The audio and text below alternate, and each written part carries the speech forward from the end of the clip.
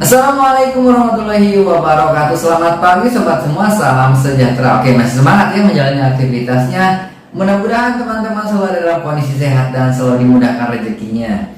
Nah, kita ketahui ya di tahun 2024 nanti itu tahun politik ya, seperti apa dana desa nantinya, apakah bertambah atau tidak, dan arah kebijakannya untuk apa saja nih dana desa di tahun 2024. Oke sobat, di video kali ini kita akan coba bagikan ya informasi nantinya seperti apa arah kebijakan kegiatan dana desa di tahun 2024 nanti. Karena kita ketahui sampai saat ini, sampai detik Kementerian Desa PDDT belum mengeluarkan peraturan mengenai prioritas penggunaan dana desa di tahun 2024 nanti. Apakah karena itu nanti tahun politik atau apa ya?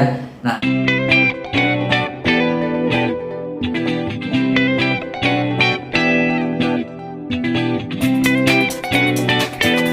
seperti apa kebijakan dana desa ini sudah ada perencanaan ya dari Kementerian Desa. Nah, kita akan saksikan videonya sobat. Untuk tahun 2024 nanti kami sudah membuat rancangannya. Ini tahap finalisasi, mudah-mudahan paling lambat di akhir September nanti prioritas penggunaan dana desa 2024 ini sudah terbit melalui Permen. Nah, sekedar gambaran untuk tahun 2024, prioritas penggunaan dana desa untuk bidang pembangunan dan pemberdayaan masyarakat ini, prioritasnya diarahkan untuk percepatan pencapaian tujuan SDGs desa dan harus memberikan manfaat sebesarnya untuk masyarakat desa. Prioritasnya ini masih tidak jauh beda dengan apa yang menjadi prioritas di tahun 2023. Kenapa?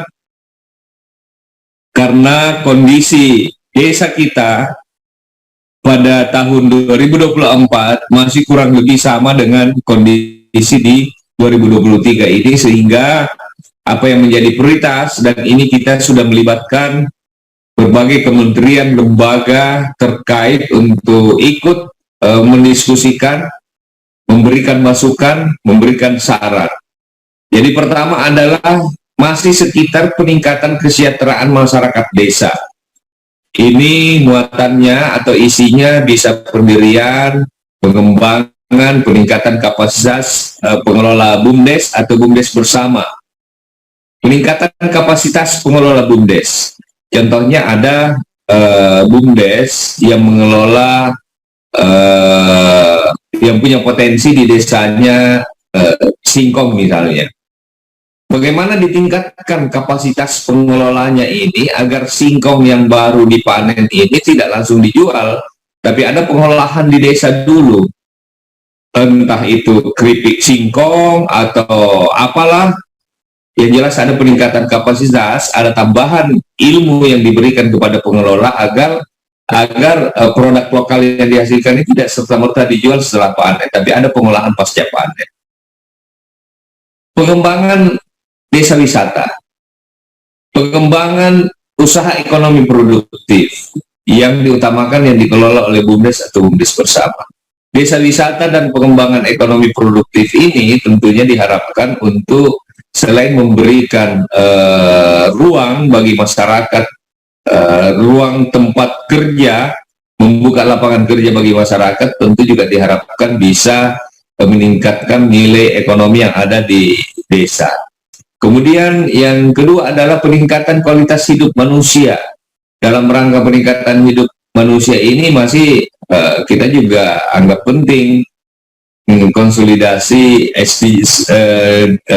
perbaikan untuk data-data yang berbasis SDGs desa untuk mengetahui persoalan-persoalan sesungguhnya yang dihadapi oleh masyarakat. Karena kalau tidak ada basis datanya, nanti desa akan semaunya menetapkan apa yang menjadi program mereka, padahal yang diharapkan adalah desa itu tahu dulu apa yang menjadi persoalan, apa yang menjadi masalah. Persoalan masalah itulah kemudian dana desa hadir untuk memberikan jawaban. Terus terkait ketahanan pangan nabati hewani, percepatan penurunan stunting, kemudian peningkatan kualitas sumber daya manusia warga desa. Jadi yang ditingkatkan kualitasnya ini adalah sumber SDM warga desa, bukan perangkat desa. Kami mencermati ada beberapa desa yang pengen bimtek-bimteknya itu kepala desa dengan menggunakan dana desa. Ini tidak produktif. Apalagi bimtek bisa dilaksanakan 2-3 kali dalam setahun. Ini pemborosan. Ya bayangkan kalau satu desa menganggarkan 15 juta dikali 75.000 desa, betapa banyaknya dana desa ini yang salah sasaran dan tidak menyentuh apa yang menjadi kebutuhan masyarakat. Kenapa saya katakan ini? Karena juga banyak desa, ada beberapa desa yang dikoordinir oleh kabupatennya, dinas BMD-nya untuk melakukan bimtek-bimtek. Tapi bimteknya ini ya kalau nggak di Bali, di Lombok, di Labuan Bajo, ini sebenarnya bukan bimtek, tapi ini adalah piknik terselubung yang memanfaatkan dana desa. Kita tidak menghendaki ini. Makanya Kementerian Desa konsisten untuk selalu mengedukasi kepala desa agar dana desa ini tidak dipakai untuk bimtek-bimtek. Peningkatan kapasitas untuk kepala desa bisa Kementerian Desa lakukan melalui Zoom meeting. Ada kanal-kanal resmi yang disiapkan oleh Kementerian Desa untuk mengedukasi kepala-kepala desa terkait dengan regulasi-regulasi atau kebijakan-kebijakan yang ada. Ada pendamping-pendamping desa yang diharapkan bisa memberikan pencerahan-pencerahan terkait regulasi ataupun kebijakan-kebijakan yang ada tadi.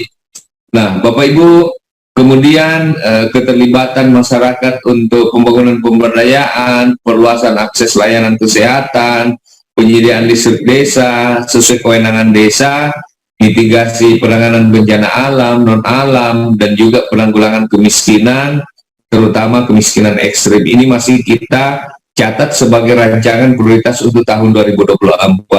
Kemudian penanggulangan kemiskinan, terutama percepatan kemiskinan, penghapusan kemiskinan ekstrim, penyediaan infrastruktur termasuk pengentasan kawasan kumuh sesuai dengan kewenangan desa. Nah, Bapak Ibu, kegiatan yang menjadi fokus pemerintah di tahun anggaran berjalan ini dana desa untuk operasional pemerintah desa, kemudian tagging BLT desa untuk pengentasan kemiskinan ekstrim, kemudian tagging untuk ketahanan pangan nabati dan hewani, serta fokus untuk kebijakan penggunaan dana desa lainnya sesuai dengan peraturan perundangan mengenai perencanaan nasional dan alokasi TKD. Di samping itu, saya ingin menyampaikan, sebenarnya kalau kita memperhatikan dana desa ini pada satu sisi desa-desa pingin kewenangannya itu diserahkan untuk mereka yang mengatur.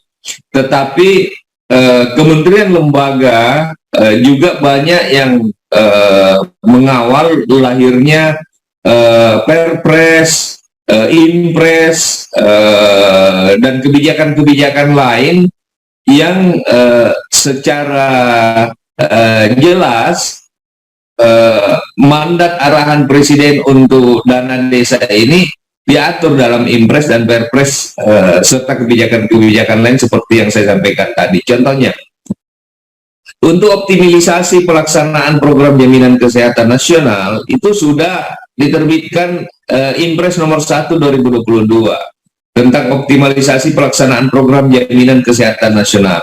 Di sana arahannya bahwa Menteri Desa PDDT menyusun menetapkan kebijakan penggunaan dana desa. Jadi langsung nunjuk ini untuk mendukung pelaksanaan program jaminan kesehatan nasional.